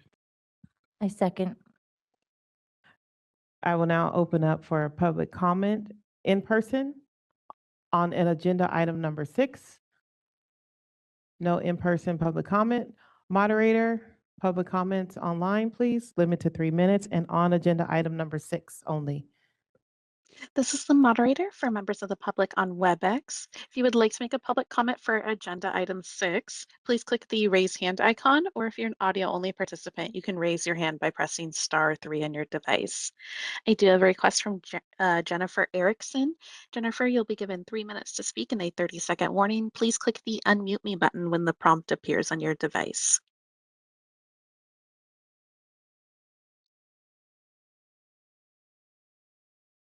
Hi, once again, this is Jennifer Erickson from the Silicon Valley Apprenticeship Program for Barbering and Cosmetology. My question is just to reiterate what was just explained as far as submitting the DAS registration. Was that not always required by the Board of Barbering and Cosmetology? Yes, it was. It's just cleaning up the legislation. So basically, we're just reiterating some standards that were already required. On that measure, yes. Is there a reason why it needed to be reiterated with the board? It's just cleanup language for our sunset bill. Can you please reiterate what part of the sunset bill that this was cleaning up? I'm going to go ahead and just close that. It's not a discussion. Your question is answered, so we're going to go ahead and move to any additional questions My online. question.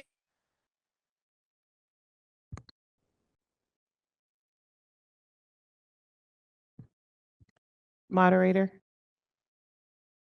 This is the moderator. It appears there are no further requests for public comment at this time.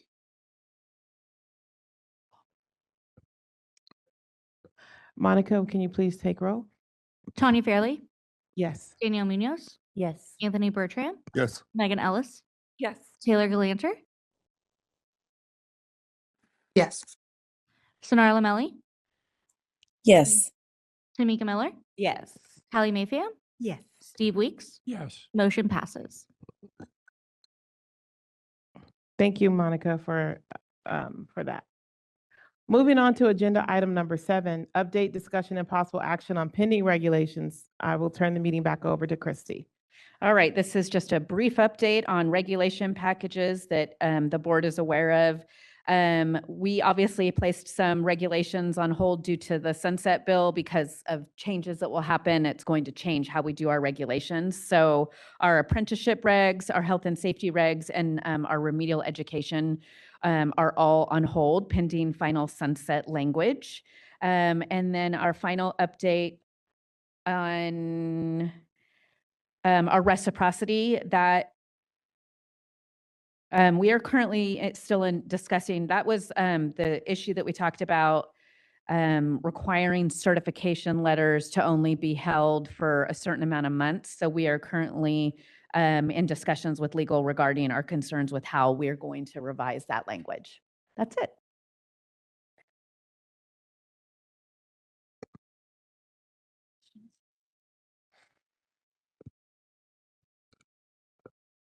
Board, do you have any questions?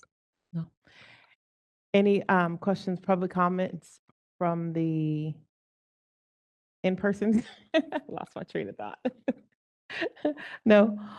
Moderator, open up for public comment. 3 minutes to this agenda item only, please. This is the moderator for members of the public on WebEx. If you would like to make a public comment on agenda item 7, please click the raise hand icon, or if you're an audio only participant, you can raise your hand by pressing *3 on your device.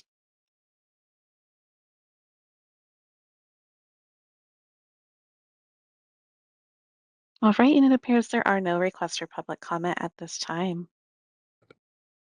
Thank you. At this time, we're going to move to agenda item number 8, public comment on items not on the agenda. The board will not take any action or discuss any matter raised during this public comment section, except whether to decide to place the matter on the agenda for future meetings. As a reminder, we are only allowing public comments for any topics that we have not discussed already today. Each comment is going to be limited to 3 minutes, and the board will not respond to public comments. I will now open up for public comments in person. Any public comments not on the agenda already discussed today? Now is your time.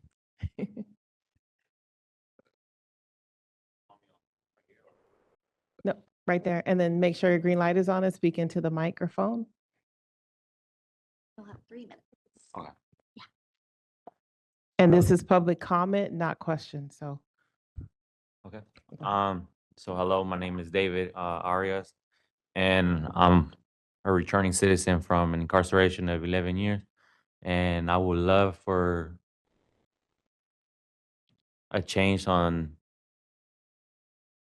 having the incarcerated people that are training inside, that are getting paid through the institution, to give us a certificate or count just our hours that we're spending inside. So when we come out, we don't have to start away from all over again from zero, and make it harder for us to achieve our license due to, I mean, I'm speaking on my own experience, and it's like I had it rough.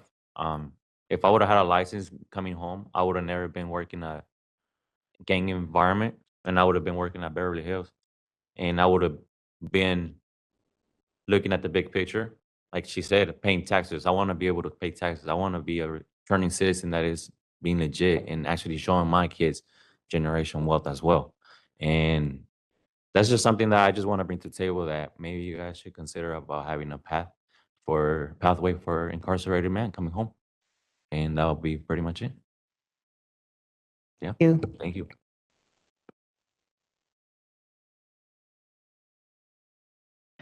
Do we have any more public comments in person? No? Moderator? Moderator, go ahead. This is the moderator for members of the public on WebEx. If you would like to make a public comment for items not on the agenda, please click the raise hand icon, or if you're an audio only participant, you can raise your hand by pressing *3 on your device. All right, I have a couple requests. First, I have Jamie Schrabeck, and Jamie, you'll be given 3 minutes to speak with a 30-second warning. Please click the unmute me button when the prompt appears on your device.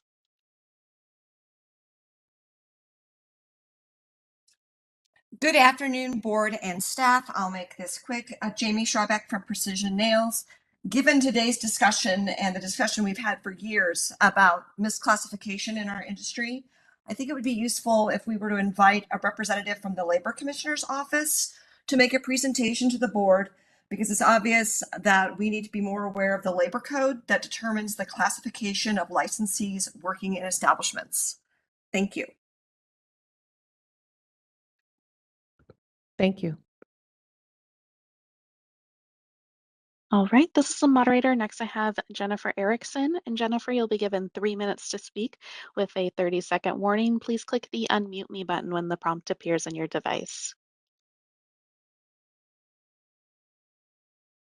I was going to bring up I'm Jennifer Erickson. I wanted to bring up the same request. So I second that with the Department of Labor and Internal Relations for the compliance of establishment owners to like more information of what their requirements are to take on the employees there, and having it be such a high volume of fines, as you guys stated before, for most of the fines are related to people not being licensed at an establishment, and really get out there and get that information out to establishment owners, what their obligations are to take on the employees as an apprentice employees as well as regular employees. So I do second that motion that was just made for that request for a representative to come and speak from the Department of Labor.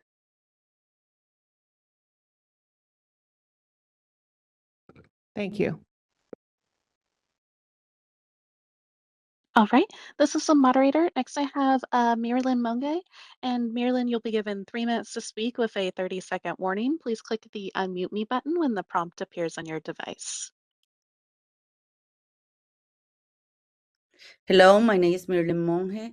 I would like the board to consider a stronger education and selfie standard for hair extension service. For right now, is a lot of people is the hair is damaged for extensions.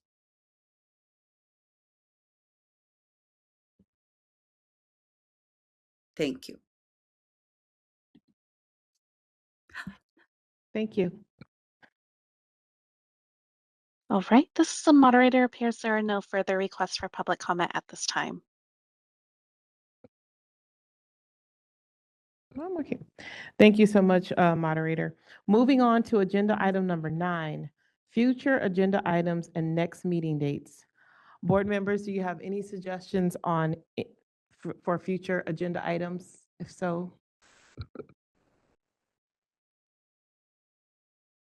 I want to circle back because I noticed that it wasn't on here this time. I had requested about talking about the facilities in regards to the updating the policy for storage in the restroom. Yes. So this, I believe I had asked it 2 meetings ago. What am I missing? Update, like that's part of health and safety. So what does that say to me as the board? Oh, and as much as I love you, sorry about that. Anyone else? I'd like to add some agenda items.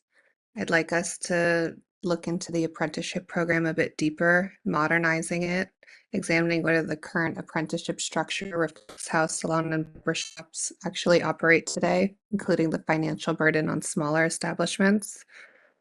I also would like to add an agenda item for revisiting that establishment owner education component. exploring a board education program specifically for salon, barbershop owners, and establishment owners, covering worker classification, payroll, tax, compliance, etc.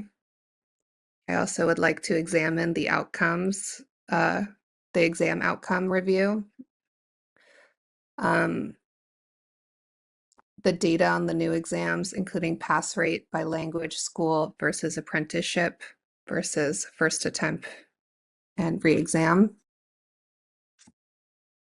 And the exam results versus consumer harm, mostly, comparing the competency being tested with actual compliance citations, health and safety data.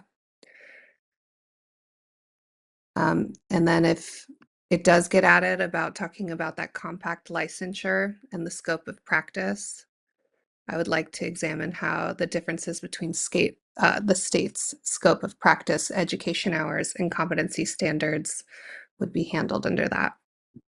And then lastly, any small business impact of regulations, considering whether the board should routinely assess how proposed regulations affect smaller establishments differently from larger salon organizations, especially when establishments are expected to provide employment and/or training, mostly related to consumer safety.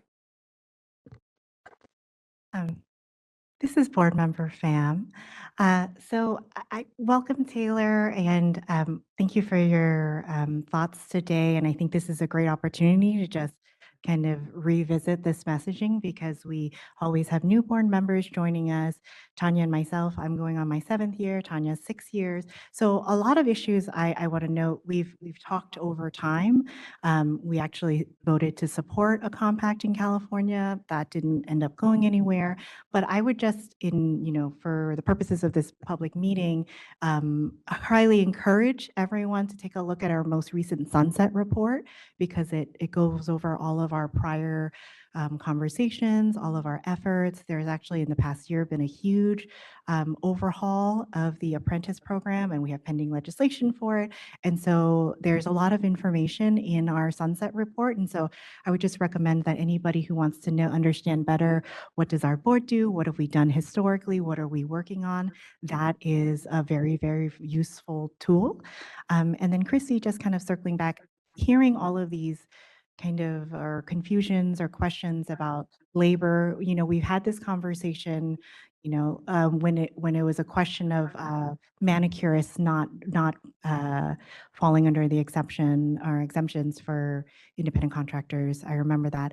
And that law has changed, but that was definitely a big conversation that we've had. And I think there was a conversation about what is our role, what can we do, how much should we be taking, stepping into this and, funding and all of things. And so I do think that a conversation to clarify things, even if it's a representative here who would be able to answer questions from the board and from our licensees, that what might be helpful. Like, again, realistically, that's not our purview, but maybe being a public venue, even if it's a video later that somebody can find online and watch, I think it could be a resource that people can revisit. And so that might be worth seeing if they'd be open to that. Thank you. Thank you, Member Pham, because that was my note too, was to refer, Taylor, again, welcome, to the sunset review.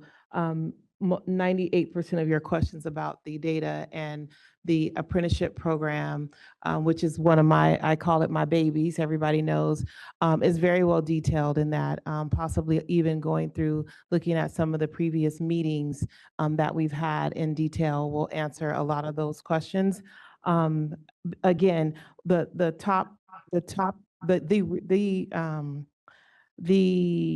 purpose of the board, we have to always keep that in mind, and we don't regulate education. And so questions and things about education, the proper places to look for that would be both BPPE and the Department of Apprenticeship Standards. They set those guidelines. Those are not set by us. So that would not be an issue that the board would totally dive into outside of having Right. the surface information that we already provide. And since we just completed our sunset review, I think it would be, in its entirety, would be a very good place for you to start. So I did read it, but I couldn't find any data on like the question I asked earlier about what actual sections as far as consumer safety people were failing on as far as examinations. And while we don't regulate the schools, we still propose asking questions on how do we support, school income if the people they have to release their hours. And I think it's fair to say that the schools is a great way to get an initial intro to the industry and a lot of messaging out for the board's agenda. So it's not about regulating the schools, it's about what is the best avenue for information to be deposited, whether it be the schools or establishments or both. Okay, thank you so much, Taylor. At this time, we will open up for public comment in person. Oh, wait, I just have one more question. Sorry. Did we want to add about the giving executive secretary jurisdiction around the default decisions? Can we add that one? Okay. Thank you. Sorry.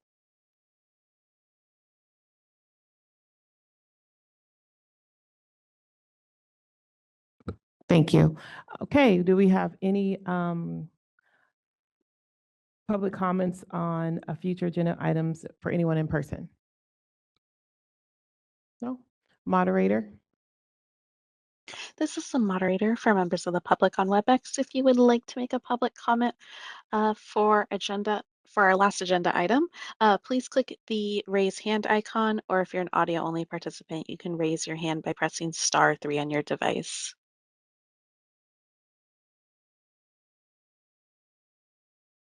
All right, and it appears, oh, I apologize. We do have a request from Jennifer Erickson.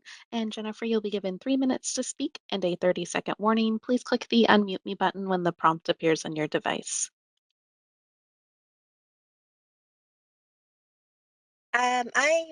Jennifer Erickson here. I'd like to request for future agenda items for those establishment owners that are infracted for having non-licensed employees there, some kind of shutting down after so many of their infractions. Is that something that we could request for a future agenda item for repercussions of establishment owners who constantly employ those who are unlicensed?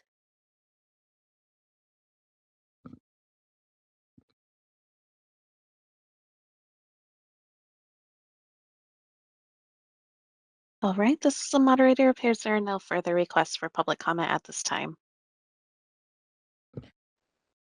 Thank you, moderator. Our next board meeting will be held on November the 16th in San Diego, California. And at this time, the meeting is adjourned.